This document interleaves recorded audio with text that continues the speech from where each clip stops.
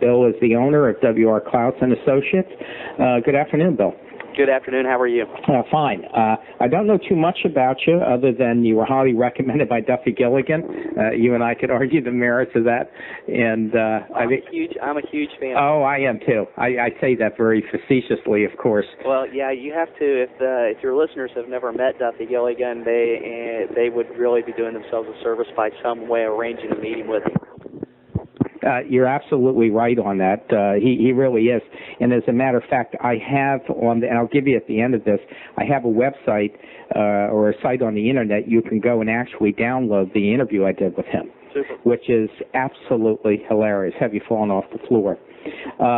Anyway, what little I do know about you, besides a recommendation from Duffy, is that you did $98 million in '98. I know you're a very heavy producer. But other than that, don't know too much. So why don't we start with kind of, where you came from and where you went to school and how you got into business? Well, it's back in 1996 or 1986. Boy, the decades are sliding by here. Lying already. Yeah, I know. I've lived 3 decades in this business. In 1986, I got into the business following graduating Hanover College in Indiana. Some people may know that. Yeah, Woody Harrelson. Cheers. It's actually got more redeeming qualities than that. But coming out in 1986 with a liberal arts degree, there wasn't a huge calling for a liberal arts degree. So in searching around, one of my fortes was two-part, my ability to work finance. I had a strong background in business. And also my ability, as some might say, to sell. So I put those talents together with a company known as Chemical Financial Services, which was a part of Chemical Bank in New York. And I worked with them from 1986. 1990, they had transferred me to Columbus, Ohio, to head their wholesale division. As I've mentioned before in some interviews, is that when I started in '86, I was a junior collections person, which is the person that answers directly to the janitor. So that was the chain of command starting in 1986, and I worked my way up to be a vice president in wholesale out of Columbus, Ohio. So I really got the opportunity all the way from collections to actually working on secondary marketing to find out what about the mortgage business I really, truly enjoyed and what I really loved. About that time in 1990, Chemical started the idea of merging with things like Manufacturers Hanover. But just prior to that, I was giving consideration to entrepreneuring and coming back to Indianapolis. And I did some business plans. I enjoyed doing business plans, so I worked a business plan together. Came back to Indianapolis, talked with some support people, and decided that they would want to come over with me. So I made that decision, and so on June 1st, 1992, we opened up W.R. Clouse and Associates. And as I hope to say, we've never looked back. Well, where's your market area specifically? Market area is in Indianapolis, which is right dead center of the state of Indiana, and I predominantly handle the north side of Indianapolis. That's where our forte lies. So we handle things like north side Indianapolis, Carmel, Zionsville. And what's your average loan amount in your territory?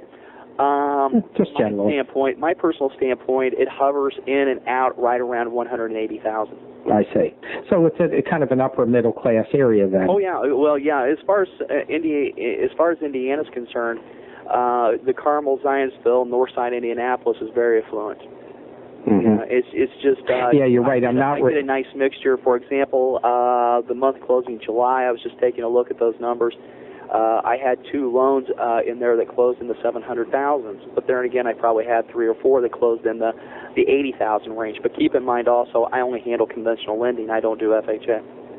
Is there some reason for that? Just a question of using your time properly, or because they are intensive? It's an excuse of laziness. That's one of my other things that I don't know how that's worked for me. I was lazy in that at Chemical we never did it.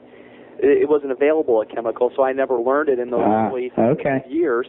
And so when we came here, I always understood you had to have something that resembled a PhD in mathematics to figure out how to do FHAs, and I just didn't have the time to do it while I was trying to get the company off the ground. And then, furthermore, I didn't need it. But actually, I hate to use that phrase, as we speak, but as we speak, we are being audited so that we do get FHA approval, because I understand they've come into more conventional lines as far as the processing and underwriting is concerned. Yeah, well, we're going to talk about that a little bit later. I had a very interesting talk with Vance Smith and over at CTX, and it was just an incredible talk on what's happening.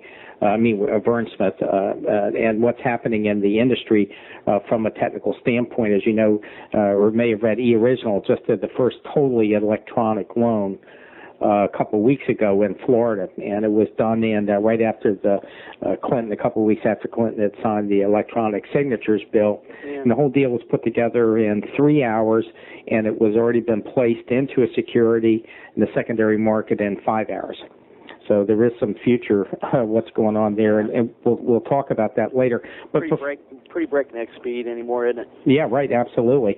Well, why don't we just kind of update a little bit and talk about the realtor market, for example, understanding that your audience out there is not only new and experienced loan officers, but obviously branch or regional managers that are listening to you. And why don't we talk about some of the changes that you think are taking place in the realtor market now, and how that can be attacked? Well, I guess I can answer that question, but slightly more complicatedly, or more complex, I should say. More complex, the better. Yeah. Back in 1994, I made a conscious decision through my mentor, really to divest myself, if you will, from strictly realtor marketing, to the point to where today my percentage breakdown of where my business comes from is threefold. Probably less than 20% of my business comes from the realtor market.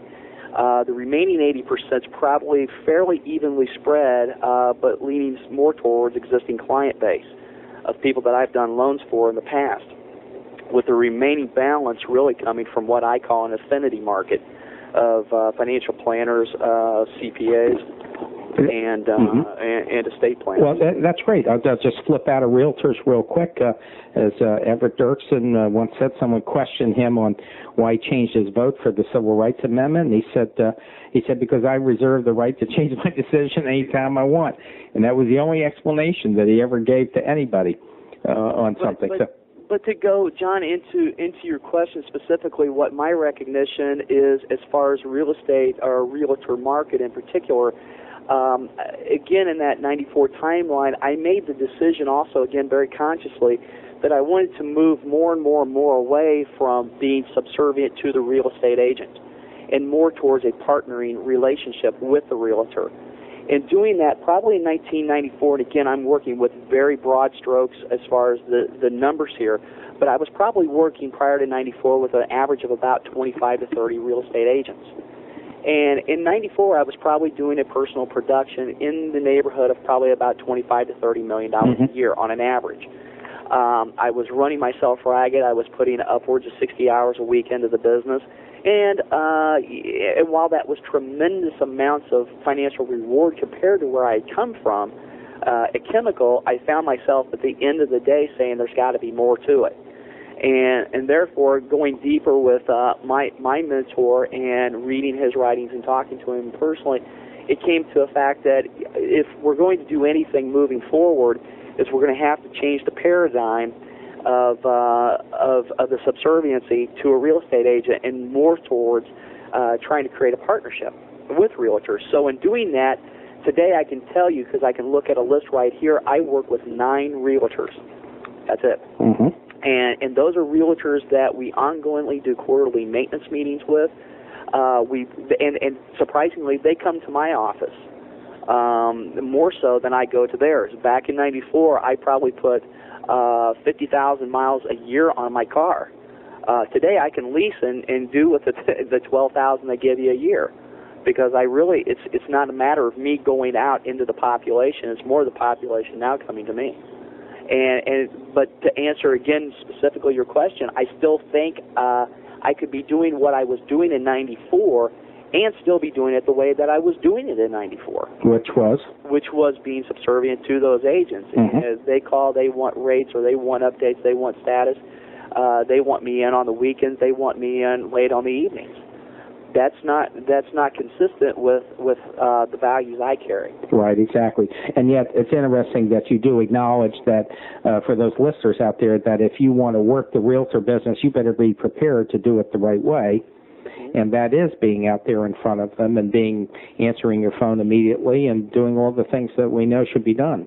Or have systems in place that can accomplish that. Oh, right, sure. Yeah, I mean, quite frankly, I'm on an interview here with you for upwards of 45 minutes, and I'm certain that someone needs me someplace.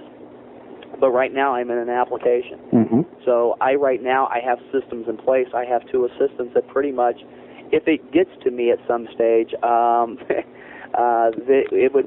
it's pretty much, it's a state of urgency. It's something which is only thing that I can handle.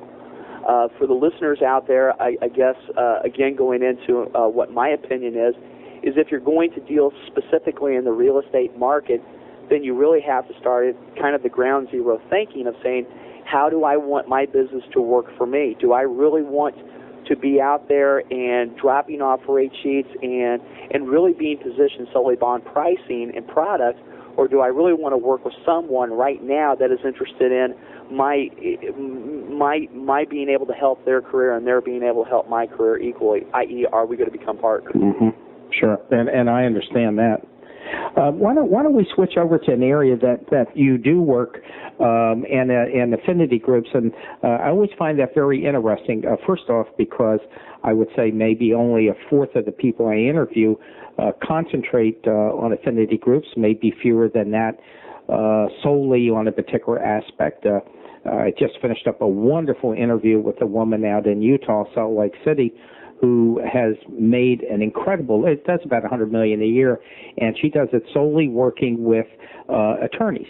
And she started off working with attorneys as a paralegal years ago, and it just grew and grew and has developed an incredible following. I interviewed somebody else who has found an incredible niche working with stockbrokers, and it was a wonderful interview on how she brought value to that transaction. So I am familiar with affinity groups and talking to people, but we really don't get enough. And I know there's a lot of people out there that are really hungering to, kind of get up from that $15-20 million level to the next level. And affinity groups are absolutely a way to go out there. So I think I'll just kind of let you yap and I'll shut up. No, that's fine. I came again, going back to the dawning of this for me back in '94, and not knowing really what to do in regards to creating an affinity group marketing effort. The place that I started is that I had a life insurance agent that I determined to be a pretty darn good networker, if you will, and I really sat down with that individual and explained my concept, and they got the general idea of what it was that I was trying to accomplish. So he had introduced me to a CPA, a good certified tax planner, mm-hmm. And that CPA dealt with a very nice sized company here locally known as Eli Lilly. Many of your listeners are aware of. The drug firm. They're home based right here in Indianapolis. Mm-hmm. Frankly, when I sat down with him, he was mind-boggled because he, first of all, didn't know what I wanted to meet with him about. He had never been approached ever. So when I went into him, it was a dawning of something to him as well. So when we sat down and I explained how I might be of an assistance to him and that I can help him be more rounded with his client, assist his clients achieve what he was trying to help them achieve from a tax planning standpoint, he saw that as a natural flow. And in that meeting, I'd also went ahead and asked, I said, who is maybe a good CFP or maybe an estate planner that you might be able to recommend me to that you do some business with now? He pretty much introduced me to one of those, and quite frankly, it just became an issue at that stage, excuse me, of creating a pool of people that I can go and talk to in those arenas. At which point in time, once I had a large enough scale of those to deal with, John, I was in an ability then, much like I try to now with the realtors, to trim back who is it that is, copacetic with my theories and philosophies. So, for example, right now my CPAs, I work a plan with them to where they have a simple form they have their clients fill out annually that asks them, in addition to their tax planning stuff, what is their preparation with their home? What are their needs? What are their debt structures that maybe that CPA can bring back? Find out if there's anything that needs to be looked at from a tax standpoint, and then basically if there is something that from a mortgaging point that I can help with, it's an automatic introduction. That's incredible. That's a wonderful idea, and the reasons I think are pretty obvious. There is nothing in this business like getting a referral. When someone calls you and says, my CPA or my attorney says that you're the man that I should talk to. And they don't shop you. Right. Well, that's good. That's good. You took my punchline away. They do not. They don't shop you. And furthermore, what it does create that maybe your listeners will get from this, and they'll say, wow. Is it will create what I've called a UAL. A UAL is an unattached lead. So, for example, a CPA may come over to me saying, the Smiths here are looking to move in 1 year. They're rather serious. They want you to work on getting them pre-approved. I meet with the Smiths. I find out from there that they're a year out from moving, but they also don't have a relationship with a realtor. Mm-hmm. Well, it's very easy now for me to take that person over to one of my 9 realtors and say, basically, the Smiths are going to move in a year, but what I want you to do is go in, take a look at their house now, prepare them for the move in a year as far as things that they need to do, and then I've created that relationship right there. Well, and not only that, you create the relationship with the person that's going to sell the house, but you and I know, and I've stated this in a couple of the interviews, there is no bigger plum that you can present to a realtor than giving him a client ready, willing, and able to buy. You are their friend for life. Mm-hmm. That's absolutely correct, yeah. And right now, that's why I deal with 9, and it's getting to the point now that reputation's getting out there, that I am a referral source, not just hopefully one of the better mortgage people in Indianapolis, but I'm also a referral source to the agents. I actually have agents call me now asking to interview me to come and see if they can do business with me. Right, and I think that goes into your overall philosophy, too, of what you're trying to achieve. Mm-hmm. It's always better.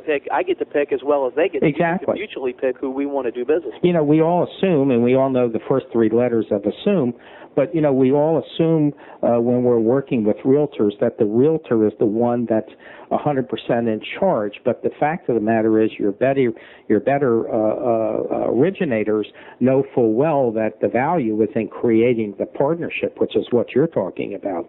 And another exciting thing I think about the way that I do business and the reasons that I split it up is I'll probably attend on a monthly basis 3 or 4 closings to which I have no idea who the realtor is that's representing my client. And inevitably when I go to those closings, because of the way that we do business here and how we, service the entire realtor community in a transaction that we're working with, it's inevitable that they'll come together and they'll say, can I have one of your cards? Which I say, you know what, I will give you one of my cards, but I'd like to do that when you come to my office and meet with me. I like that, too. Of those people that decide, yes, I want to come to your office and meet you, now, again, 1 out of 10 will come to my office and meet me. The other 9 will say, well, you're a mortgage person. Where's your subserviency? Yeah, right. But the 1 out of 10 that says, hey, I see some potential value in this, maybe because they know me or from a referral basis of another agent in their office that I work with, they'll come here, we'll sit down. And so I actually have a second tier of agents that in my mind, I'm posturing to potentially replace any one of those 9 that may fall out. Right. And I think there's also something to say in the psychology of selling that when someone comes to you, in essence, you have a bit of a one-upsmanship there. You have a gain. They're coming to you, however subtle that is. Well, they determine enough value. There's so many people in my market, and I'm certain with all the listeners' markets, that do what we do, that it's hard to separate yourself from those other people. And if it's enough that I'm able to get them to come to me, and I actually at times have people that I've never heard of that come to me. I've never met them. They just had heard from me through a financial planner that maybe they work with or some of other natures. But they'll actually come to my office on an interview, and we'll spend an hour together talking. Mm-hmm. And we'll make the determination right there as to how we move forward. Let me ask you specifically for our listeners out there, those people that would like to set up affinity relationships, what would you recommend? You've quoted a couple specific instances with the CPA. But if from a broad brush standpoint, what do you think they should do? Easiest thing to do, if I were to do it over, one of two ways. The simplest way is to maybe each one of those listeners out there most likely have somebody that is a good networker that's in a professional position. Maybe they have a stockbroker. Maybe they have an insurance agent that they've gotten life insurance with. Maybe whoever's handling their company's 401k. Those are excellent people also because they have to network. That's what their job is. They know who does business, and they know they've hopefully determined some kind of transfer of trust with you, so that if they say, yes, go see John Smith over here, CPA, that using their name is going to be valuable enough to get you in there, that person will meet with you. That's one way. I think even a more effective way is each one of the clients that these people are doing loans for have or need any one of three services: a CPA, a financial planner, or an estate planner. If you take just a moment and analyze that each one of these people that are buying real estate, 90% of them probably are families. They have their spouse and some children involved, plus some real estate. Therefore, there should probably be a will. Now, if each one of those people go back there and realize that many of their clients do not have a will, that's it. It's just an exciting thing just to look at that. If they look at their database of all the clients they've done business for and go down and call each one of them, I would bet almost all of them lunch that a large percentage of those clients, upwards of 80, 90%, do not have wills, but they've been meaning to get one. Well, don't throw those names away. Put those aside, because then all of a sudden those are going to be unattached leads to a future estate planner, okay? Mm-hmm. But let's just say that they do have an estate planner. After you've exceeded that client's expectations at closing, hopefully, you should be in a position to say, I know that you're working with Matt Johnson, CFP, or estate planner. Would it be all right if I use your name to go in a meeting? I'm hoping to meet some wonderful professionals like that. If the client's happy with you, they'll say, great, we love him, absolutely. Use our name. And there's nothing stronger. I know exactly where you're headed here. They're really you bring value to the table, and then at some point there is nothing stronger than a reference. Mm-hmm. And furthermore, in a case like that, whether you decide to do business with Matt Johnson or not, it's important to, in that example, to at least meet that person one way or another. As I have to now at this stage, I have to pretty much send a letter off because I have enough estate planners. But if a client has an estate planner that I'm not familiar with, I send out a letter to that person saying I've recently done a loan for that person. I would love an opportunity to meet with them, but to give me a call at their convenience. Excuse me. Well, you know, something else that kind of comes to mind, too, and that is something that really hasn't been addressed in any of the interviews, and kind of by extension, you alluded to it, and that is when you are at the settlement table, for example, everything is finished up. They're at their real happiest at that point. Everything's closed, hopefully, and everything went smoothly, and they feel they got a nice deal and they're getting ready to move. They're really in a wonderful mood at that point. And at that point, being able to quiz them about relationships with CPAs and estate planners and everything, they're going to be very forthcoming. Absolutely. Actually, I take it and I try to get that information, at least who those professionals are at the point of application, though. Even before then, I try to find out. And how do you do that? It's pretty much on my what I call my pre-purchase consultation form that I have to complete. Let's talk about that. See, I like specifics, and tell me about this magic form. I like it already. Well, it basically says who are your professionals, and because they'll fill out anything. It's like if you're waiting in a doctor's waiting room. They'll tell me who their CPA is, their name and their phone number, who their financial planner is, their name and their phone number. And again, in those cases, 90% of those people will complete that. And if they don't, when I'm looking at it at the point of application, I'll say, oh, it looks like we missed a spot here. Can you tell me who is your CPA if that blank is left blank? And if they say no one, again, I don't say, well, lost opportunity. To me, it's a wonderful opportunity. Sure it is. Because that client very well in the future may need a CPA. And if I exceed their expectations, they're hopefully going to take my advice as to who I'd recommend. So if I go to a CPA on a monthly basis with 5 new clients, and if we find that the ratio of return back to me is skinny, I'm in a much more powerful position to sit down with that CPA at the end of the year and say, by the way, I sent you 35 people. You were able to send me 5. I personally am not overly comfortable with that percentage. Is there a reason why I'm not seeing more? or has your business model changed? I own that relationship in that case. You know what I see here? Correct me if my metaphor is wrong here, but it seems to me that this is really a version of people who joined the Chamber of Commerce and the Rotary, but just kind of jacked up on speed, if you want to know the truth, where the intensity of these relationships and developing, you're really heightening the ability to connect with these people very quickly. You're in the Rotary, it may take you half a year before they get to know you and you get to know them and you pass a couple of cards around and blah, blah, blah, it just streams out. You're knocking them dead when they're coming through the door. Mm-hmm. That's what I try to accomplish. I don't have time, quite frankly. Maybe I did back in the 94, 95 time to sit there and give people a lot of time to get a relationship to work. But right now in each category, CPA, CFP, estate planner, insurance agent, I have 3 people in each. And that's, quite frankly, all that I really need.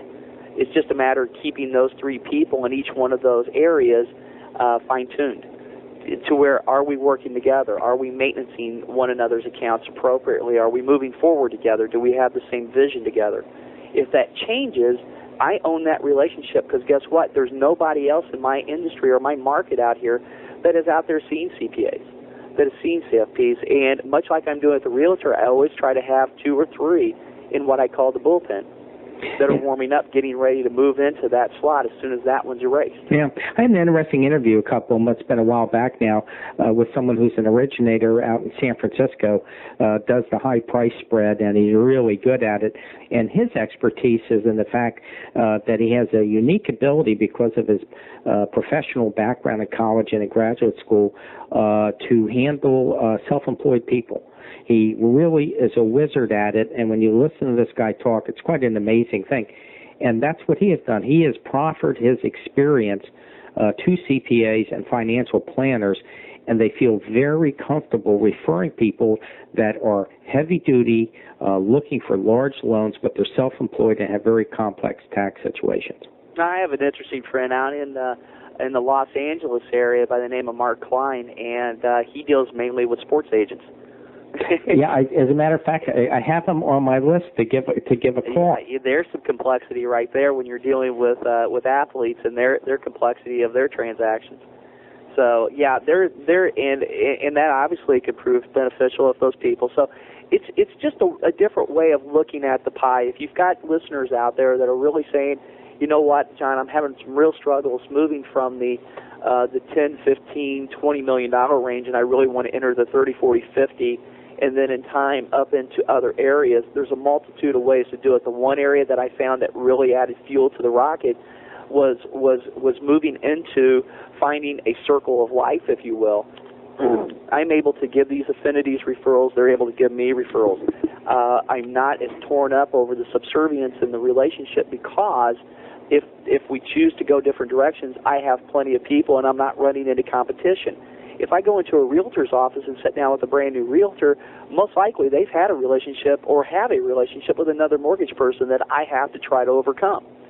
And that while that's nice and that's not overly difficult for me to do, that also will take time. I'm just saying I choose to use my time to build relationships that are brand new. Yeah, but I think there's something here. If I could be a little bit of a devil's advocate here and split a hair with you, I find that your philosophy of business and getting business, I see this as working obviously with people who are successful and do the kind of business you're doing. I see this as a wonderful opportunity to develop a business plan for new loan officers that have the ability or willing to undertake learning balance sheets and accounting and self-employed. I think there's a wonderful opportunity here. Extraordinary opportunity for the newer people, 12 months or less, or for those people that have been in the business a while but can't seem to get over a certain hurdle as far as production, but have always tried the old traditional ways. This is ideal. Right, and you know what? Yeah, it's an unventured thing, and it's quick. I mean, I'm not saying that this gets done in a day or two, but... I mean, yeah, it's quick to the degree that you're going to be able to be the one to determine the length of time to create business in that. If you're taking to a CPA and you both mutually agree that you can reciprocate back and forth, you're going to be in a much easier position to refer people rapidly to that person to create the relationship. Well, that's what I'm talking about, because with a realtor, as you correctly stated, when you go in, especially with the top realtor, they got their top 3 or 4, you're trying to supplant somebody. Here, you're not trying to supplant anybody at all. You're trying to get somebody to agree that you are a professional and can take care of their needs. Yeah, exactly. Quite a different paradigm, though. Extreme paradigm shift, right. And then the second paradigm shift is working with your existing clients. While you mentioned early in our conversation that there's a good portion of people that is becoming so technically laden in our industry, I would venture a guess to say that a large percentage of people do not have a database, and those that do in fact have a database don't manage the database appropriately. Probably year to date, I would say I'm a little heavy on my existing client base, but upwards of 60% of my business year to date is from my existing client base, either directly working with them or referrals from them. Yeah, I just ran into somebody in the last week who had a 60%. Most of the successful people that I interview, I would say 90% of them have a database management system either internally with their company or they're using ACT or Goldmine, and they do work it and they know how to do it at the level that I interview. But I agree with you, at a lower level, there's a lot of people out there just throwing business away stupidly, and they really do not know the value of going in there and creating a database and working it. Most of the successful people I've talked to, they're running between 35, and it's a rare person that gets up to 50, but you're the second person that's gotten up to 60%, which means you must have a great system. Well, I actually have more than a system. I have an entire division. That's how they concentrate their efforts on morning, noon, and night, is my existing client base, working with my existing client base, outbound phone calls, anniversary calls, needs calls, new children, baskets out, manages our newsletters, everything. So it's like 12 times a year these people hear specifically from me. And there's areas that we need to improve on it, but it's just remarkable how, and we constantly go into our database and we weed it out. So while I think it grows exponentially over the course of a year, it's not going up artificially because there's not a lot of dead wood in my database. Mm-hmm. Although I have to tell you, just for fun, that I did talk to someone. It was a wonderful interview, too. And I didn't ask the follow-up. I didn't have the guts to do it. But he said that he had just gotten a deal from someone he had been in contact with over 28 years. And I'm saying, boy, he must have spent his whole commission to get that guy over 28 years. But you're right, you do have to purge. It's astronomically less expensive to work with existing clients than it is trying to find a new one. Oh, absolutely.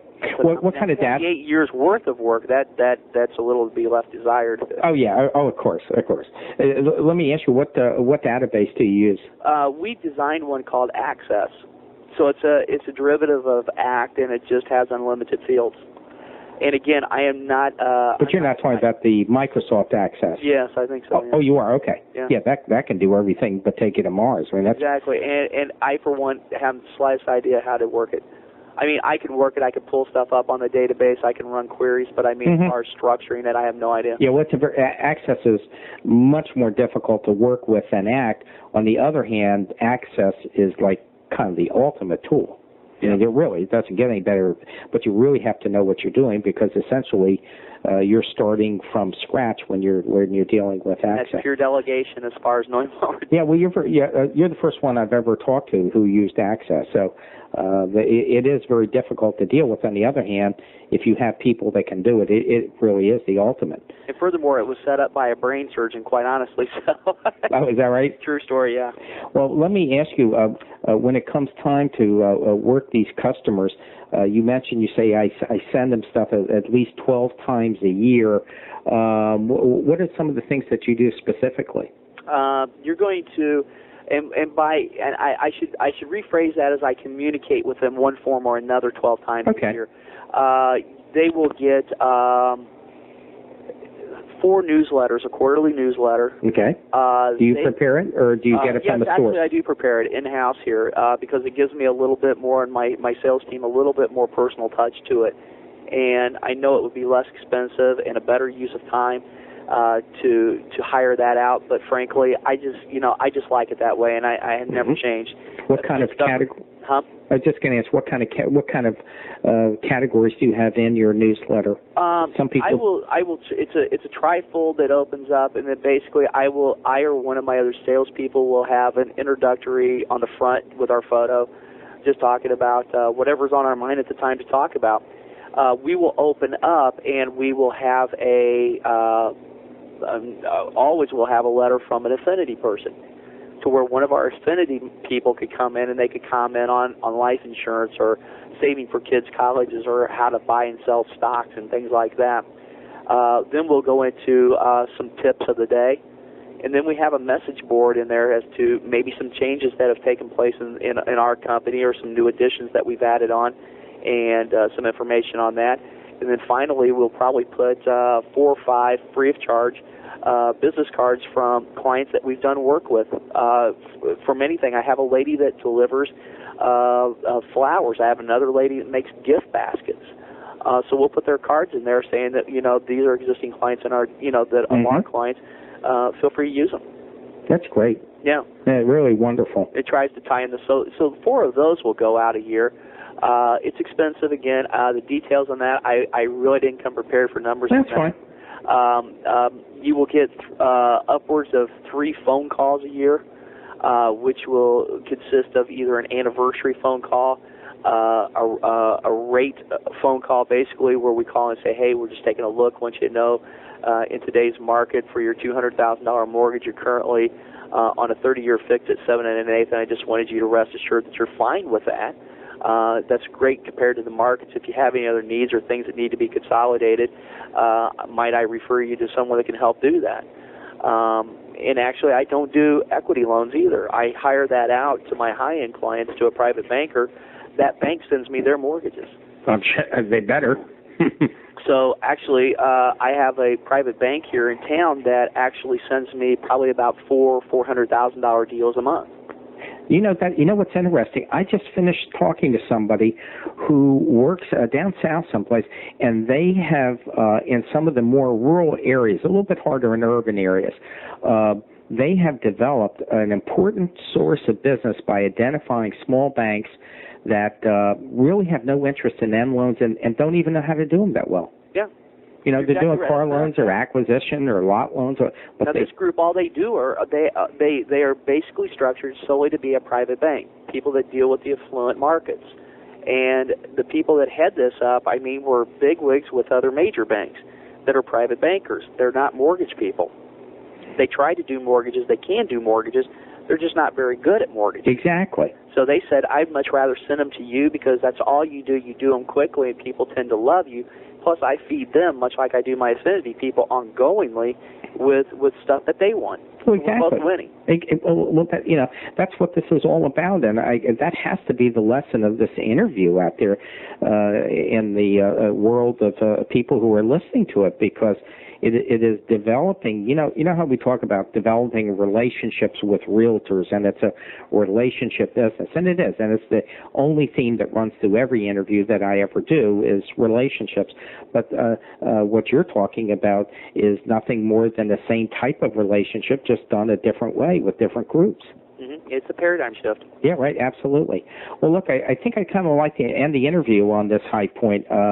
This was wonderful. I can identify 3 or 4 major things that you've discussed that really have never been discussed properly or in detail before. And I've always maintained that every interview I do, with the rare exception, there is always something new that kind of bubbles to the surface. But this one really is excellent because of the quantity of the new material that you've brought up. And I really can't thank you enough. And I know there's a lot of listeners out there who took a lot of notes on this one.